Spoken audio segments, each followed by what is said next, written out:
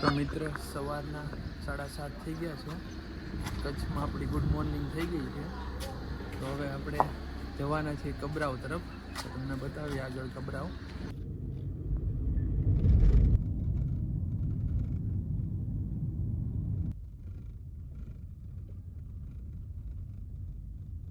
તો મિત્રો આપણે હવે ભચાઉ પહોંચી ગયા છીએ અને હવે કબરાવ અહીંથી થાય છે 15 કિલોમીટર. કબરાવ દર્શન કરીને હવે ડાયરેક્ટ ભુજ એરપોર્ટે અમિતને લેવા માટે લઈને પાછું 100 કિલોમીટર કાપવાનું છે. હવે જોઈએ છીએ કેટલી વાર લાગે છે. આપણે તે પહેલા દર્શન કરી લઈએ. કાલે ટ્રાવેલિંગ કર્યું છે, આજે ટ્રાવેલિંગ જ કરવાનું છે આપણે. ગામડા છે, કોઈ જોવા મળતું નથી અહીંયા. મિત્રો આપણે પહોંચી ગયા છીએ હવે કબરાવ. અંદર જઈને હવે દર્શન કરી. તો કબરાવ પહોંચી ગયા છે અને દર્શન કરી લીધા છે, કારણ કે અંદર ફોટોગ્રાફી કે વિડીયોગ્રાફી કાંઈ એલાઉડ નથી, એટલે અમે મોબાઈલ બંધ કરીને એમ જ રહી ગયા હતા.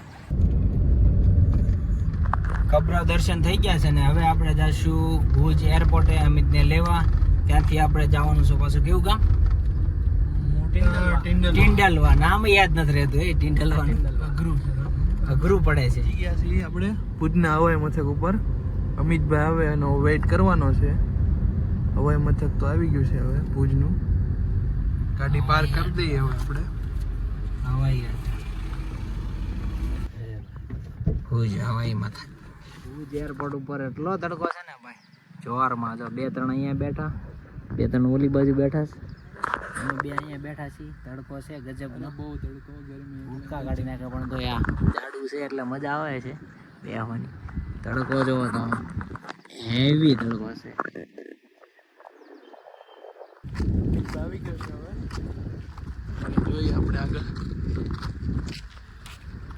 હા, ફૂલ ગરમી છે ભાઈ ભુજ એરપોર્ટ ઉપર. હો ભાઈ, તોડી નાખે એવી. 40 ડિગ્રી તાપમાન હોય ગયું બાબા. 40 ડિગ્રી ને 40 હું હજી આમ નામ રહે 40 હું 50 પગી જાય. અમિતભાઈ આવી ગયો છે. જો તમને બતાવી દઉં. જો હેલો આવે છે. અમદાવાદથી ભાઈ ફ્લાઇટમાં આવ્યા છે. અરે ભાઈ બહુ ગરમી છે, એસી કામ નથી આપતું ભાઈ. આપણી ગાડી બંધ પડી હતી અને હેપીને ને બધા લોકોને મોકલી દે ઇકો બાંધી. પણ અમે હવે રેડી થઈ ગઈ ગાડી. પણ હવે અમે હાલવાના છે, કારણ કે આગળ એક ડમ્પર આડું પડ્યું છે અને હવે અમે આગળ હાલીએ કે એમ નથી, એટલે બધાએ રોંગમાં ચડાવ્યું. એટલે બધા જો રોંગમાં, એક નહીં પણ 20 ગાડી આગળ થઈ ગઈ છે. જોઈ શકો છો કે મારી પાછળ આટલી બધી ગાડીઓ છે. પાછી લે બધા હલવાણેલા છે, કારણ કે ટ્રાફિક હતું એટલે બધા એકબીજાની પાછળ લઈ લીધી ગાડી. એટલે જો આ બધી જમાવટ છે. બધા રોડ વચ્ચે અમારી ગાડી પાછળ બધા એકબીજાની ગાડી પાછળ આવીને હલવાણા છે. હવે થાય કરે. હવે કચ્છમાં તો સારું હાવ ભૂલા પાડી દીધા. જોવો તમે આ એવી સ્ટાઇલ. હવે તો ભાઈ વાડીના રસ્તે હવે હરખાઈને ભૂલા પડ્યા છે, કારણ કે હજી 100 કિલોમીટર છે કાપવાનું ગામ. એટલે મને લાગે છે આજ 2 દિવસથી ટ્રાવેલિંગ જ કરી છે એવું લાગે છે મને. સ્લો હવે તો હરખાઈને હંસલો ભૂલો પડ્યો.